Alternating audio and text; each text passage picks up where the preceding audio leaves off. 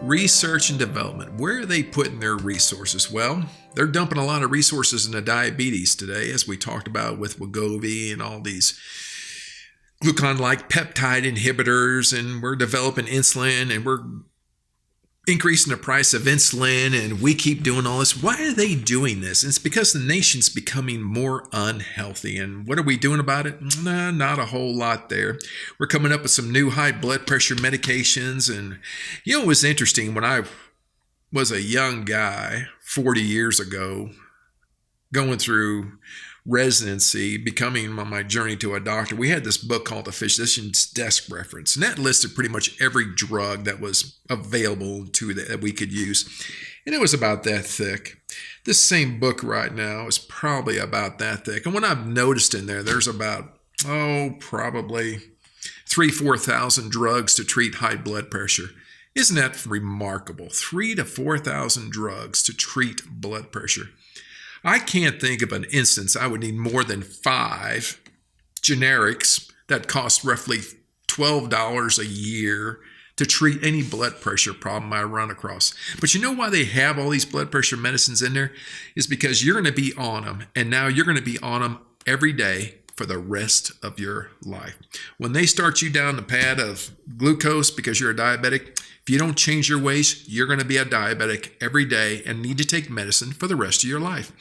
And when your knees give out because you're overweight, well, we got medicines for that, but those medicines cause us to burn a hole in your stomach, so we have to take another medicine for the hole being burnt in your stomach to make sure that doesn't happen every day for the rest of your life. Well, now you're so depressed because you're taking all these medicines that cost so much money to take care of your high blood pressure, your diabetes, and your knees giving out, and your stomach is aching you away. Well, I got an antidepressant for that. You can take that every day for the rest of your life. This is how this thing goes, and it's just discouraging, and it just almost you just want to give up, and it's like, why? But there is an alternative. You can get this weight off and get off these medicines and question your doctors. Why am I on this? Do I actually need this? Is there a cheaper alternative? Because there is. There's incredibly inexpensive medicines out there that work incredibly well, and they are generics, and they do have to work with a certain percentage of the name brand. They are researched off name brands. The companies that make the name brands have to give their medication to the generic manufacturers to make sure that they have an equal response and an equal dose of the type of medication they're trying to make a generic out of. It is the law. This is where pharmaceutical companies get a little bit crazy, to where what they'll do is they'll restrict it. In other words, they'll make a closed market. It happened with, what was that guy that tried to take Daraprim, which is a anti-malarial drug, and he closed the loop on it to where it was only available through Walgreens and it wasn't available to anybody else. And he took the price of it from he raised it from one pill, which was like $13, and he raised it to $750. And this guy went to jail. I think he's out now, but he's got some kind of crazy name, and he was fined $60 million.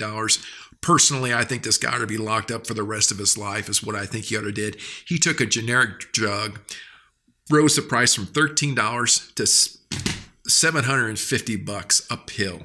And what's interesting about it is if you look at this medication, costs right at about 2 cents a pill to make it. But this guy just did it, and he has no soul, and he just did it to make all the money he could. And that's what his MO was. But this is what these manufacturers do. They try to figure out ways to keep their drugs in patent. They'll put more patents on as the patents are running out, so they can extend the life of patent and keep any kind of generics from ever being made, so they can keep making their money. I mean, they're just not doing a service to the people of this country that, well, their taxpayer dollars helped invent these drugs that we're never going to get any, money back from it. We're not going to get any kind of satisfaction from them either. It's just something that has to change. But Canada, that's interesting, because the drugs in Canada are cheaper than they are here. I wonder why our state senators and representatives don't allow us to buy drugs from Canada. Could it be that the pharmaceutical lobby is up there lobbying them, stopping them from doing this? I mean, wouldn't it be great to see a Canadian pharmacy on the corner that has all of our medications that we can get dirt cheap? Oh my God, that would put Walgreens and CVS and Walmart out of business. We'd all be losing a bunch of tears over that one, wouldn't we? We'd be saving all kinds of money going through a Canadian pharmacy, but I just don't see that happening in my lifetime. But there is alternatives that we can do. I wish there was more generic drug manufacturers out there, but I don't see that happening anytime soon. And it's a kind of an easy plan. I think Walmart could actually probably, with their billions of dollars, go out and buy a generic manufacturer. And why don't you start with one drug? Just start making them, I don't know, an ACE inhibitor, a drug for dyslipidemia. Oh my God, make a weight loss drug. That would be great too. And I think Sam would be kind of proud of you if you did that. But nah, too many stockholders, too many people want to make money. So I don't think that's ever going to fly. That's just the world we live in. It's kind of cynical and kind of twisted, but oh well.